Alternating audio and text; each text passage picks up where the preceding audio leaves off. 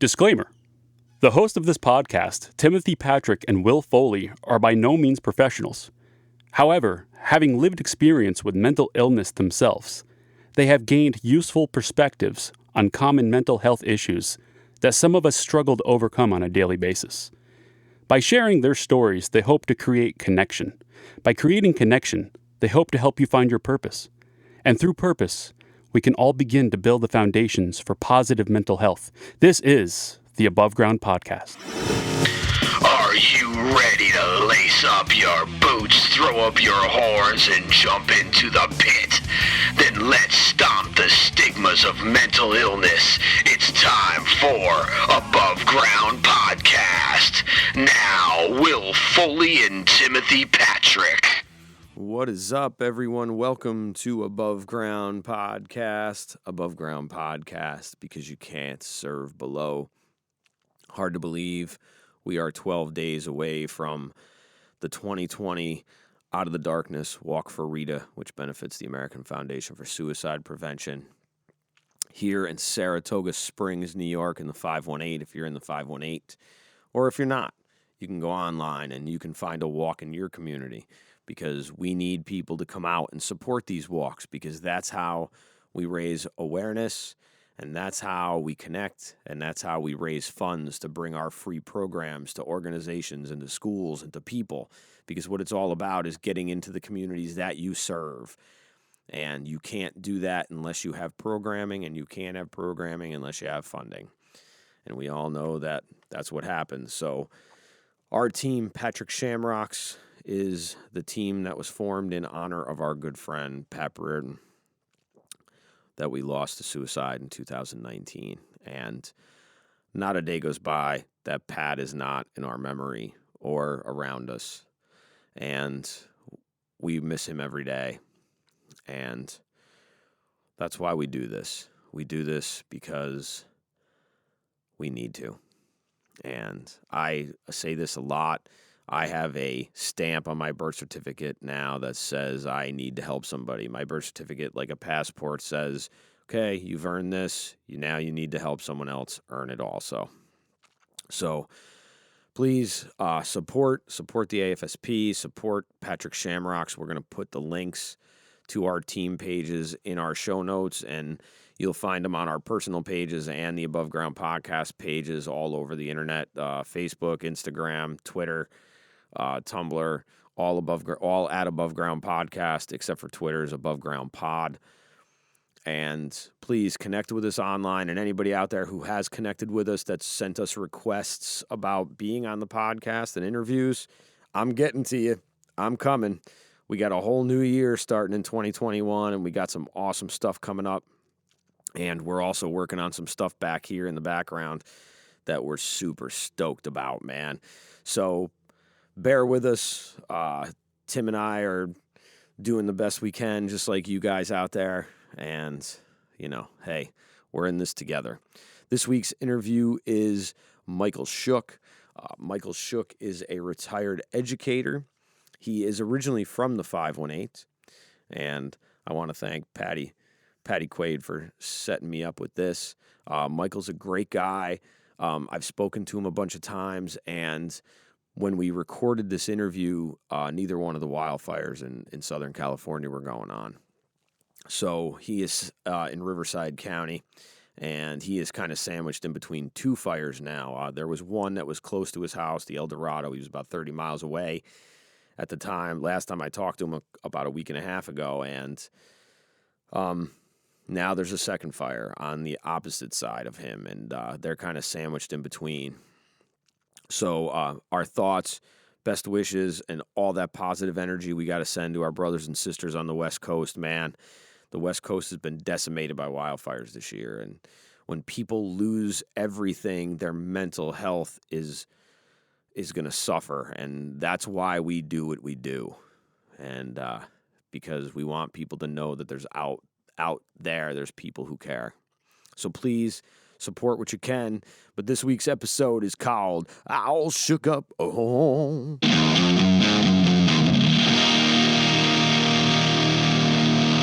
Yo, what is up, everyone? Welcome to another episode of Above Ground Podcast. Above Ground Podcast. Because you can't serve below. That's right, and you know who that is. Are you down with TPP? Why, yes, you knew me. That's right, it's Timmy, man. What's up, Timmy? How we doing What's this week, up? buddy? We're doing okay, man. Doing Yeah. okay. Sun popped out a few days, and the lumens are shining a little brighter. I like it. Yeah, mine too, man. Mine been beaming at probably a good 7 like the last week, man. Which for Good to me hear. which for me is that's pretty big news for me. Because those stage lights don't get that bright most of the time anymore. So we're on. So this week again we're on Zoom. So that means it must be another interview episode, and it is. And tonight we have Above ground interviews. That's right. Tonight our interview is with. Well, I don't know if I would call them an interview. Our above ground shares, I should say.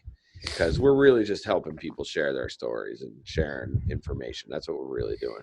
But our guest tonight is Michael Shook, and Michael is a West Coast resident, and he is a educator, and he is retired, and he's got a lot of experience in mental health, and he's got an incredible story. So I'm going to turn it over to Michael. Michael, thank you so much for being on the show, man. We appreciate you being here. Hey, Will. Hey, Tim. Thank you very much for having me today. It is indeed here on the West Coast, out here in beautiful, sunny Southern California, which is in the midst of a backbreaking heat wave right now. It's about 5:30 in the evening when I'm talking, and it's still over 100 degrees. And that's hot. Yeah, it's hot. And but it's diagonally across the United States from where I was born, which is right in the Albany area, in the Capital District area, where summer, I think, is between July 18th and July 21st. Yeah, I'm not 100% sure, but I think it's like right. That might be Colorado, so I don't know. Yeah, that kind of does sound like our summers back in the like day. Not anymore, though. No, actually, no. You're right. Now tornadoes and hurricanes and hot weather, and it's like. It's like the best and worst of the Gulf Coast, and so. But I don't think you guys have earthquakes. No, I live on the San Andreas Fault. Well, I live on the Hemet Fault line of the San Andreas Fault. Wow. Yeah, that's fun. Oh yeah, it's a trip every week here. Within like as they put like where I live in a little city called Hemet, which is just outside of LA, and they put the radius on a circle, and they say how many earthquakes happened here within the last week or so, and it's usually over 100. What? Yeah. Now that doesn't mean you can't feel them. You can feel them all. That's not what I mean. Right. But no, I know. Some are ones or twos, but after a while you get used to it. It's like being on a ship. You ever been out to sea in a big ship, not a little boat where you're gonna puke your guts out no matter what happens. But on a big ship that isn't gyro stabilized, you just get used to walking like that. And there's only been a couple times since I lived out here. I lived here for about almost 40 years. And maybe half a dozen times have I had to catch things when they fell off the wall. Or stabilize like the china closet so it doesn't crash onto the dining room table, that kind of stuff. But that's really only been a few times. So in other words, you have cat-like reflexes. I do have cat-like reflexes. Actually, I look at the cat, and the cats are all freaked out, and their fur is all standing on end. It's like, okay, Dad, go catch the china closet. And they point with their little heads and with their little tails and going, oh, okay, yeah, get that one over there before it hits me in the head. We have had stuff fall down, but not too much. My daughter, in the last earthquake she went to, their TV fell right off the wall and fell onto the floor and crashed in a zillion pieces. But otherwise, not too bad. Wow. And here's a not so subtle segue, is that I live in Southern California because it's diagonally opposite from where I grew up. And one of the reasons for that is because my life as a child was so affected by the mental health and the mental illness of my mom. My mom was a let's see, now you would call her a probably a manic depressive schizophrenic, but back then she just had mood swings. And so I'm glad to talk about some of those things, my experiences today, and how they changed my life and how they actually shaped my career. And thank you. Thank you for coming on to share this, man. This is important stuff, man. Yes, sir. I will just one of the things that I remember is like a really vivid memory of me as a kid was my mom saying, "Please just give me a kiss before you go to school today, Michael, because I'm going to kill myself while you're at school." And then she put me on the bus. Jesus. Yeah. And she did not. She eventually did kill herself, but it wasn't when I was in second grade. She eventually did commit suicide. And she did get some help, but that's kind of like it's one of those things like when you think back to your childhood, and I mean I'm old enough now, I have a bunch of years in between that, but some things really stick out. And that's one of them. No, that happened a couple times. Don't get me wrong, that did happen a couple times. It wasn't just once. Or like we'd get up, there were four of us. We were I'm not sure how to politely say this. I'll just say there was 5 years and 4 kids. And so we were a real short amount of time in between kids. So it was a handful of kids, and I've always been a kind of energetic sort of fellow. Back then, if it was me now as a kid, I'd be on Ritalin and in the counselor's office and learn how to anger management and control my energy and all that. But back then, I just had energy. Where do you fall in the age spectrum with your siblings? I'm the oldest. Okay. Yeah. So you had to be the protector too, then? I did, actually. So I was a survivor and a protector. I don't know if you guys are into family constellation therapy, but yeah, I'm like I can't remember the exact word, but basically the protector. Yeah, that's kind of what I was gathering from that. Yep. Yeah. Yep. I mean, there was a lot of times when I did get a little older. My mom worked. She didn't work until my youngest sister went into kindergarten. And so it was like maybe I think there's 5 years in between. It's 5.5 years between us. And then she went to work, and she worked midnight shifts. And Joe said, because it was nice and quiet and peaceful. And, I can imagine it was true. But it made for an interesting household when one of your parents works regular shift and then the other parent is asleep for most of the time that you're home.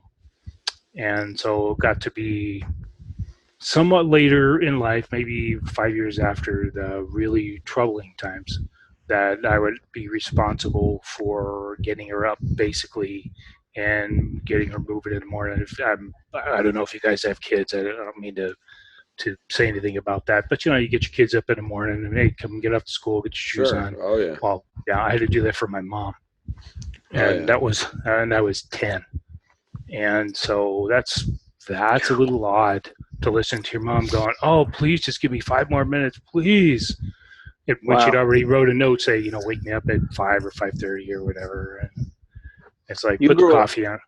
You grew up quick, huh? Yeah, that's what I said. My childhood was real short, and it's probably, I'm still an adolescent at heart. Man, I'm an adolescent, prepubescent at heart in a lot of ways.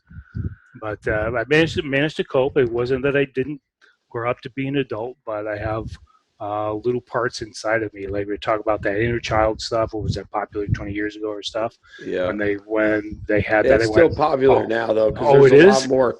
Well, yeah. Because I definitely think that there's a lot more to it than. Yeah. Because I definitely think that because I've spent a lot of time looking at this too, because I listened to your story, and your story is my story, and I'm like, there's a lot to that wounded child that you leave behind. Yeah, you do. I was what I tell people is that there's a reason, and I'm glad that it's there, the Mississippi River, because when I moved across that, I never went back home. I've lived out in the desert for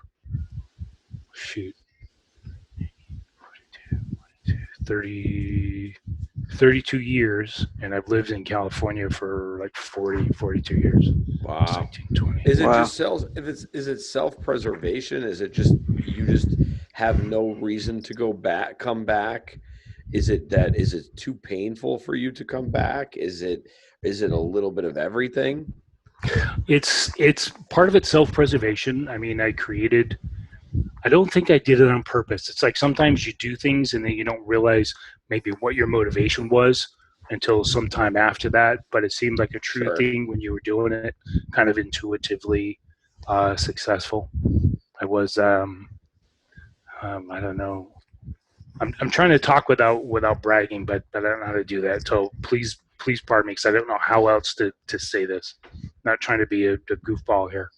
I was really, when I went to school was where I was safe as a child, because I knew what the expectations were when one of your parents or your primary parent is bipolar, which my mom was.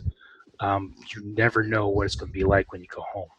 Right. When you walk in the door, or it's going to be, hey, come help me make pancakes for dinner, and hey, let's get the bacon out, or like, I'm just going to sit here and look out the window and smoke these cigarettes until I die. You know, you have no idea. But in school, the rules were set. I mean, pretty much. There's some flexibility, but the rules were set, and I knew what to do, and so that was like awesome. Yeah, I that know. routine helps. Absolutely, and I figured out how to be successful there, and so it was like, so I was really successful in school. And I don't know, parts of it helped me later in life, part of it not, but I knew what to do because I knew what the rules are, and I knew how to get the prize, which was like the gold star or attention or whatever it was in the class. Not being a goofball, not being a bad person, but I understood what to do, and so I was really successful at that. Well, and you would actually be very successful at it because you were the protector of your. Mm-hmm. You have all of the roles of it. Mm-hmm. You have the protector of your siblings. You have mm-hmm. the parent or the adult in the parental thing. Then you also have the pleaser in you, where you know if that because you needed that. Absolutely. I needed that gold star. We all do. Right. Yeah. Right. Yep. I needed that gold star. And the backlash of that is when you're done with school, there's nobody to give you that anymore. Right. There's no gold stars. No gold star. There's no like, hey, you can have 30 minutes of free time and walk around the school or whatever. There's nobody to do that. You're just like, not to say it was bad. It wasn't that I couldn't get along, but I was lost. And in the family that I came from, we're a second generation immigrant family. Work hard, Irish Catholic family. My grandma was born on Ireland, come here. She lived in Watervliet. And so my dad grew up in Watervliet. My mom lived in the Catskills. I'm seriously in the middle of nowhere, like Cobleskill and Jefferson, but in a place that's like, by the time you write out the name of the place, you're in some other town on the map. That's how small it is. And they both met in Watervliet, but they were both immigrants in a way. My dad grew up there, but my mom was an immigrant from the country, and his mom was an immigrant from another country. And so they had certain ideas of what I was supposed to do when I got out of high school.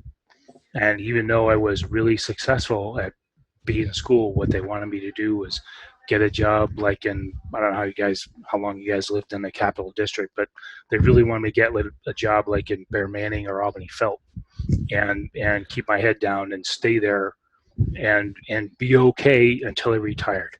Yeah, none of those companies exist anymore. No, they don't. I think Albany Felt's condos, if it's even existing anymore. It's down I don't even know if that building exists anymore. Yeah, to tell you the truth. Yeah. And Bear Manning is in Watervliet. With like, let's say high school, did you number one, did you enjoy school? And number two, how did you end up doing in school? I did really well until it was a junior, and then all of the stuff kind of hit the fan, and I became an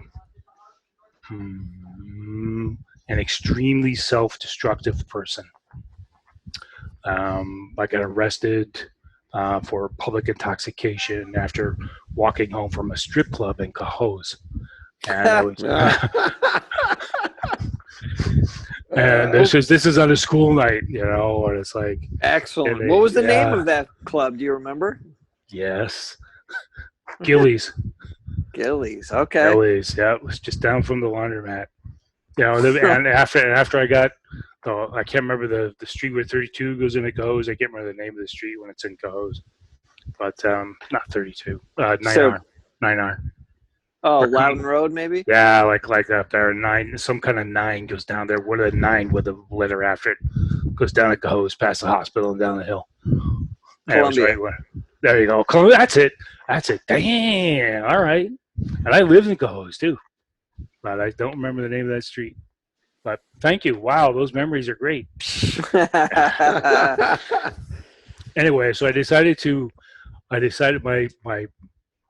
my friend, my best friend in high school, and had called me up and said, "Hey, my brother's friend just got back from Nam, so we're gonna go out drinking. Do you want to go with us? This is 10:30 on a Thursday night, and I'm a junior in high school." And I said, "Yep, yeah, sure, I sure do." So I got my school books, and I told my dad, "Yep, going over to study at my friend's house, and we'll see you there." So we drove down to this club, and I learned the first time there of how much alcohol I could really handle, and it was a ton. It whatever that is, it goes away quick, but it was a ton. We wound up putting. I mean, this is the winter time, like in January, February, and the guy we went with, the guy just come back from Nam, and I wound up putting my friend in the car because he passed out in the bar. Oh. Yeah. And then we went back inside to have a few more drinks, and then we drove. This is like driving home, one eye shut, everybody puking on the side of the car. Oh, boy, yeah. And I'm 16. I'm 16 years old. Yeah. Anyway, that's like the exemplar of self-destructive. But I mean, I was just became a very self-destructive person. And I mean, you could say those are high school hijinks, but the truth was, my goal was to obliterate my sense of being, and I was successful at that for a number of times, and I still managed to graduate high school. Excellent. Yeah, it was awesome. But after that, I had nothing. I mean, there was nothing for me to do. I was in all the classes they call them X classes. They were accelerated. So I did all the math and all the things like a year ahead of time of everybody else. And so I was a nerd. I was just a nerd until I got to be a senior in high school, and I decided I didn't want to do that. So I refused to go to calculus, and I took ceramics, and I went in all the after school shows. I was in the theater group. And that really suited me, but still, even after school, after high school was over, I had no idea what to do with my life. So I tried to emulate what my mom and dad wanted me to do, which is get a work-a-day job, which there isn't anything wrong with. It just didn't suit who I was, but I really tried to put myself into that category. And unbelievably enough, it was not successful. You don't say. Yeah, not successful at all. I mean, I worked in lumber yards. I hung up clothes in a warehouse. I drove a delivery truck. I worked on construction crews, and none of it helped, and none of it worked. And I really wanted. It wasn't for lack of trying. My heart wasn't in it. I didn't know what I wanted, but it wasn't that. And before that, my mom's youngest sister she went to Russell Sage, graduated Russell Sage, and joined the Peace Corps. And she'd gone to Iran. And she and I were only a few years apart in age. I think we were maybe 10, 12 years apart. She's like my older sister. And she'd gone off to Iran. And while she was in Iran in the Peace Corps, she'd met a guy from Germany and fallen in love and married him, and they moved to Germany. And she never came home again. So I thought, here's an interesting model. And so her husband, my Uncle Wolfgang, I have an Uncle Wolfgang. Nice. Which is kind of cool. Yep. And I have a hugely mixed group of folks in my family, which is like pretty awesome. And anyway, so Wolfgang told me, he said, if you don't, I don't know if we can curse on this podcast. Yeah, you can. Yeah, you can. He said, if you don't get your shit together, boy, you are going to die where you were doing. And I said, okay, what do I need to do? And he said, you need to join the military, get your college degree, and move from where you are. And I thought, wow, here's some radical advice from a guy who's in Germany, and but I always appreciate it. So I was working in a house in a place called Niverhill. It's down by Chatham.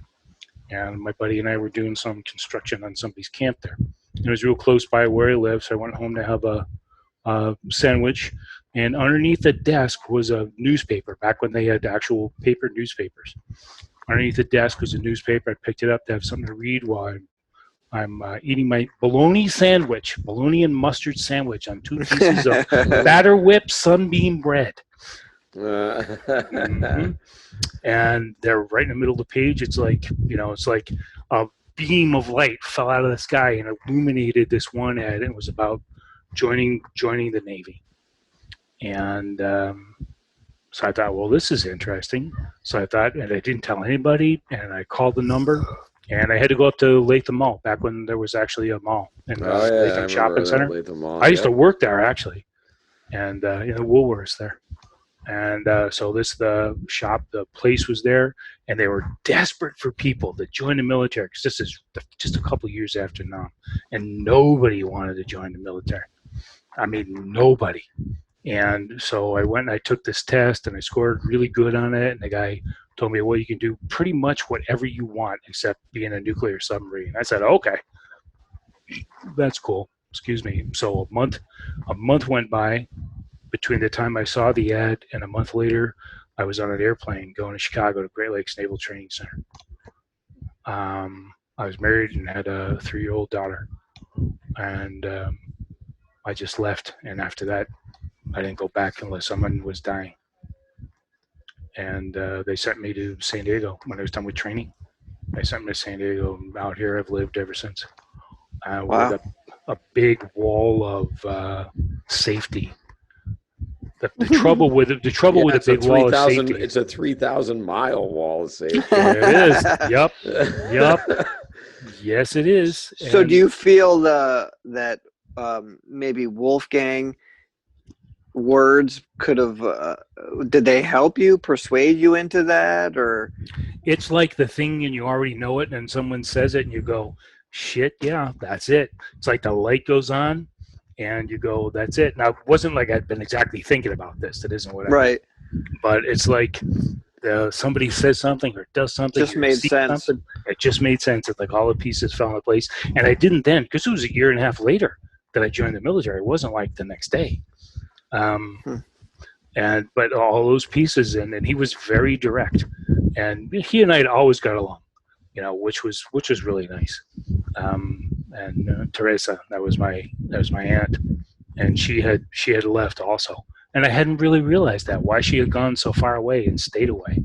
I mean, I thought about it as a kid, and I was really sad when she left. She went very far away, though. Germany, she went really. That's a whole other level of going far away. Oh, it is, and it's not that she didn't come back on occasion for a visit, but just like, I mean, she lived there for 30 years and maybe came back, half a dozen times, maybe being on the charitable side of estimating, because she was that person, and she also knew that there was nothing there for her. It was hard. It was harsh to realize. Sure. And some things you only realize in retrospect. Because sometimes I was old enough to have a child, been married for a couple of years, but I was still a kid. It wasn't that I wasn't. a kid sort of person. I was. Well, plus you were probably still on the journey of probably figuring out who you were too. So Absolutely. you're throwing another life into that you actually don't even know what your life is, and I went through that. I've gone through that with my own parenting problems too, man. Yeah, it's like you don't know until you make a mistake. Oh shit, that's what my mom used to say, or my dad used to say. Right. It's like, yeah, and my mom's go-to was always okay, here's an example. Now we're going back in time to when we're all little. I'm probably 7, and we're up early in the morning playing. On Saturday morning, we're just messing around in the living room. And my mom also had fearsome migraines. And we were just jumping around. We had this game, we call it the alligator swamp. And we take the cushions off the couch and we put them on the floor. And we'd have to jump from cushion to cushion, and one person was the alligator. It's basically like tag in your living room. But it makes a lot of noise. And so we were playing the alligator game, jumping around on these cushions, and she came down and said, if you don't stop, I'm going to kill myself right now. She said, come out here and I'll show you how we'll do it. And Jesus. So she went to the kitchen, opened the oven door, stuck her head in. She said, I'm going to turn this gas on if you kids don't be quiet right now. Wow. Yeah. And are you close with your siblings? No. Now? No. I'm in effect an only child. Well, my brother's dead.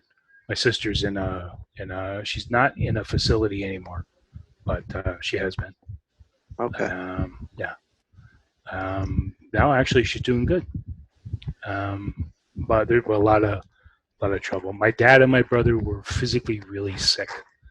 Both my dad and my brother were hemophiliacs, and my dad died of his 3rd heart attack. My brother died of his 1st. His son died of his 1st at 19, and they're all widowmakers. Jeez. Yeah. Sometimes I think, man, I look around and go, damn, I'm still alive. How cool is it? Yeah. But it was interesting to say the least. An interesting way to grow up. So now, how did that shape the direction that you would take later after the military? And into the military, and actually in the military, I skipped over a little part. Do you mind if I go back? No, absolutely not. They give you this test, the ASVAB test, and part of it is competencies. Part of it is stuff that you know. It's like a general knowledge test, like the SATs. It's like that, and some of it is like, what would you be good at, kind of thing. What are your skills? And then even back then they ran all the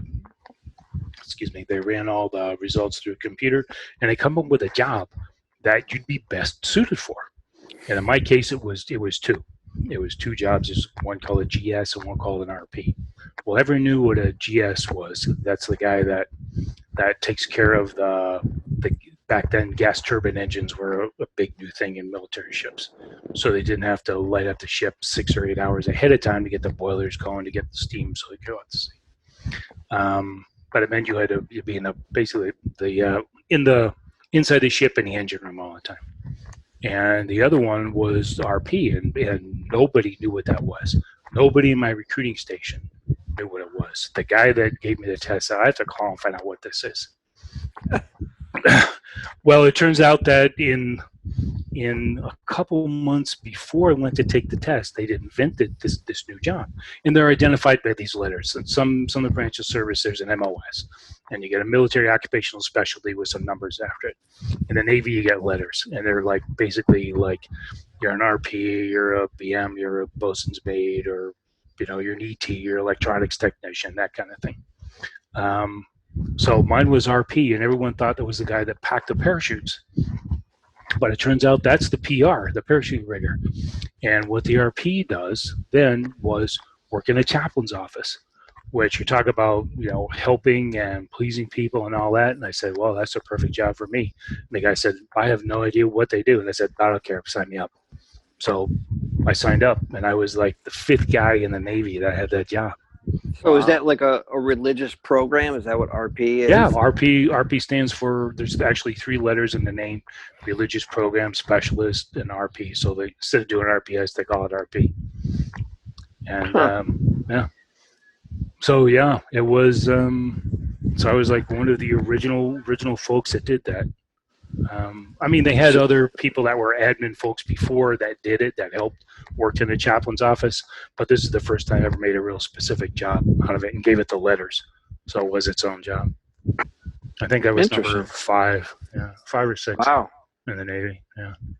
When I get out, I still was like one of the most senior people that always been that job.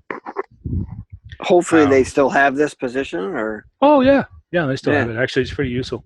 I had to rewrite the training for it. That was kind of cool. That's actually how I got interested in education. So I helped rewrite the training curriculum for the job.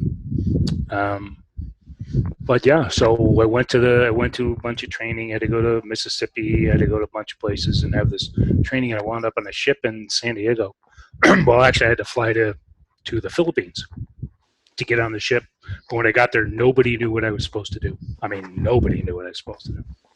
So I just said whatever was interesting to me in the way of social programs or people services. I said, "Oh, that's one of the things I'm supposed to do." So that's what I wound up doing. It was awesome. So you've been in support pretty much most of your life, is what you're saying. Gotcha. Yes, I am. And by the time I was in the end of my second enlistment, and my boss called me into his office. He always called me my friend. He was a captain. And so that's a pretty high rank in the Navy. It's like a colonel. He said, "My friend, I'm happy to write you a awesome evaluation so you can have your next enlistment." He says, "But honestly, I think your time in the Navy is done." And he wasn't mad at me. He just said, "You've got things to do, and they're not these things." He was very upfront with me. I liked Wolfgang. I really appreciated it. Yeah, that's awesome. Yeah, and he was kind, and he would have written me a stellar eval, and I could have gone on to, make chief maybe, or have a career. And he said, you need to think about something else. So through a kind of convoluted process, I wound up getting my master's and then the courses for my teaching credential. And so that's what I did for the next 20 years after that. I was a teacher and administrator after that. Wow. Yep. And in that time, I met a lot of kids who, and a lot of adults, because when you're the counselor in the school, you're the counselor for everybody, not just the kids, Right. who had troubles similar to what I had. Obviously, they're not the same. There's no point in you saying, but at least I could understand some of the things that were going on in their lives. And so I got to do that for 20 years. Wow. Now, was a social worker? Is that what that position was, or? No, really, I was the guidance counselor in the school. Okay. Except I worked in a really small school, so you weren't just the person that helped kids, do their admin essays for college, but you helped them. I mean, I worked in schools that were pretty small and kind of maybe on the lower side of the poverty scale. So kind of like a lot how I grew up. Gotcha. Yeah. In one school, I had kids that would walk home, even though they could take the bus because they didn't want you to see them, that they were squatting in a house in the desert with no running water, no electricity. So it was a lot of kids with tough lives. But I had some experience. And so I want to believe that helped. Not in a didactic way, have to do this, and this, but in a way that you actually, there is something you can do with your life, even though things might suck right now. There really is something you can do. That's awesome. Yeah, that's hope, man. That's what that is. That's I mean, that's the one of the truest gifts that you can give anybody, is that you can even just hold that space and give somebody just a little bit of hope. And that's it. It's like holding a space. That's what it is. There's a kid in my first class, not a kid anymore, she's a grown lady, works as a math teacher up in Irvine, and a couple other people have really been really successful, and just a lot of folks that are have actually good lives. And I play a part of it. And I would say just because of me, that isn't what I mean. But I know that I helped along the way, and I think that's okay to say that you helped because, I think that's okay to say that. Yeah, absolutely. It's okay to say it. Yeah. It's definitely okay to say it. You can, and you have, and there's no doubt about it. I have no doubt about that. Well, I'm not that guy who's going to be in Ellen and, they dial in where Ginny goes or whatever that lady's name is. Ginny or Jelly or whatever the lady that goes to the places and they're all jumping up and down because you get a new TV. But Oh yeah, that's not me. But it's that. all like this stuff that just really works every day. Right. Yeah. So yeah, and so I've been not teaching for 12 years, and so now I'm a writer, and that's pretty cool too. Excellent. Now, do you write about your stories? Do you write your stories? Yeah. Mm-hmm. Yeah, I mean, I have some of them. Not all of them, but some of them. Now, where are you writing at? I publish mostly on a website called Medium. Awesome. I'll make sure that's in the show notes. Yeah. I can send you my link afterwards if you want. Yes. And it's a subscription site, so I'll send you the link that you can read. Anybody can read it for free if they want. Okay. Awesome. But yeah, some of the things, and I mean, it's not that I always write about that. That isn't what I mean. But because I don't, but I have written about it. That's kind of helped me a lot process the things that actually happen. But I'm not sad about my life. I'm doing really well. Good for you. That's awesome. Yeah, it's like maybe an A+, but at least a B-. Yeah, you know what? Nah. But But it sounds like you've been able to actually put some of your skills to good use and help others. I have, and I mean, I know that I have, because there's just sometimes you're talking with people and they're having a hard day, and you just, it's not that you tell them, oh, my story is exactly like yours. It isn't like that, but you'd say, I've got some experience that might be helpful. Do you mind if I share this with you? And maybe you'll see some hope in it. I mean, there's ways to do that are not telling. There's a lot of, like on the internet, there's a lot of personal development, and there's a lot of telling. Do this, here's your checklist of 10 things to be an awesome human being. And so there's a lot of telling. There's very little, there's a lot of coaching, but it isn't really coaching. It's really classes. I got no issue with what people do. I'm just saying most people need a little more than that. What's the word you would use instead of telling? Oh, I think it is telling. I didn't mean to say that it wasn't. I mean, they call it coaching, but it's really telling. No, it just sounded like you're saying that they're telling people what to do. Tim's asking you if there's a better way to do it. What would you call it? Oh, there is a better way to do it, but I don't think you can do it in the canned internet version. I don't think that's possible. I think people. Right. I think actually, frankly, I think people have to want to search, and they have to be willing that when they find something, to go, well, this is it. Now, granted, this was my experience. Find something, and then it resonates in your heart, and you go, I have to make this change. I have to do this. This intuitively sounds like the right thing. I'm in the right place at the right time. But it's astounding when you're willing to be in the right place at the right time, how many times the right place at the right time show up. Well, you have to be willing. You have to be willing. That's that's the most important part of all this. Yeah. There's no recovery without willingness. Absolutely. And there's no recovery without self-responsibility. Right. I mean, absolutely. Absolutely. Yeah, well said. But if you're not willing to take responsible for yourself and your decisions, doesn't mean you can't ask for help. Shit, I ask for help for people every day. But you got to be willing to go, can you help me? And a person goes, yes, I can. Here's what you could do. You can't go, oh, yes, but instead, blah, blah, blah, blah, blah, blah, blah, which is what 9 times out of 10 people do. Or they argue with the person they already asked for help. Well, that's not going to work. Well, they're also regurgitating a lot of the same things. Yeah. And we've, Tim and I, absolutely. Tim and I, between the two of us, have read so many damn books in the last Yeah. couple of years and shared Yeah. notes, and it's just like I mean, Mhm. everybody's saying the same thing, basically. But it's I mean, granted, people resonate with people differently, and Oh, absolutely. get different Absolutely. energy from different people. So something Sure. that you may have heard 100 times from others may not Mhm. sound the way it does coming from somebody that you really want to hear it from. And sometimes it takes 101 times. Absolutely. Yep. Absolutely. Sometimes it's that 100 or that 102nd. Yep. It's 100 So, Michael, time. we Yes, always sir. finish up the podcast with 3 questions for our guests. Sure. And I'm going to have Tim start this Okay. with the very first question. Oh, man, I should have been taking notes so I know it was going to be on the test. Yes, that's right. All right.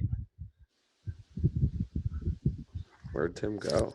I don't know. He's mysteriously vanished. He's finding the question. He dropped the question on the floor. That's what happened. It was the $20,000 question, and he dropped it. What happened? I missed. My earbud fell out. Oh, you were supposed to ask the question. The first question. Oh, the first question. The first question. Oh, okay. Michael, do you have a favorite or least favorite word?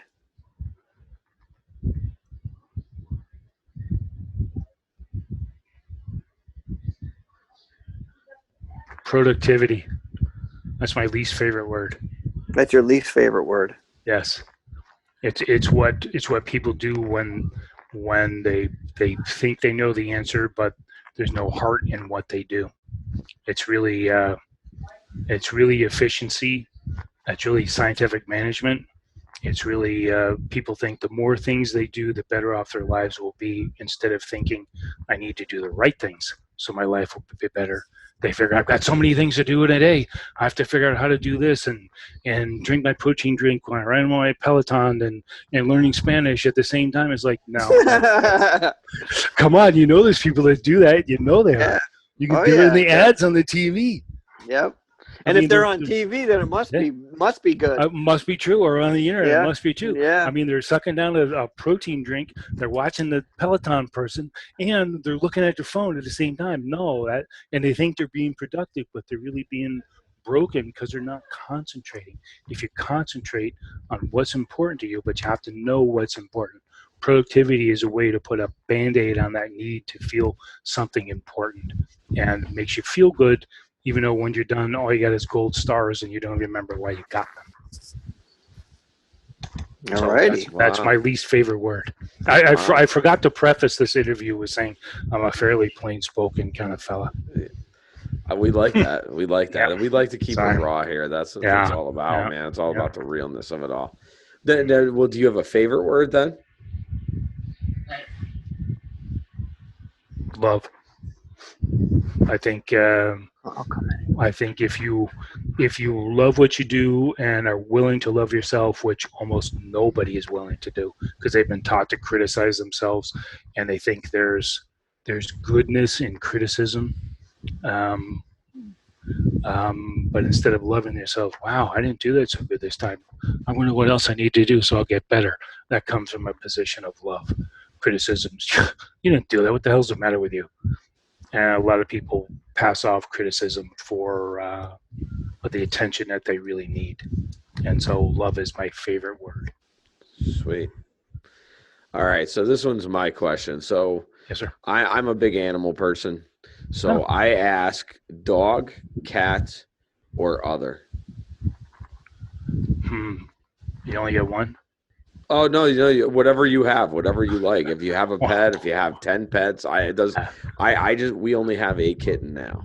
Oh, okay. We've got 2 cats, Inky Cat and Rico. Both were ferals that we rescued to come inside.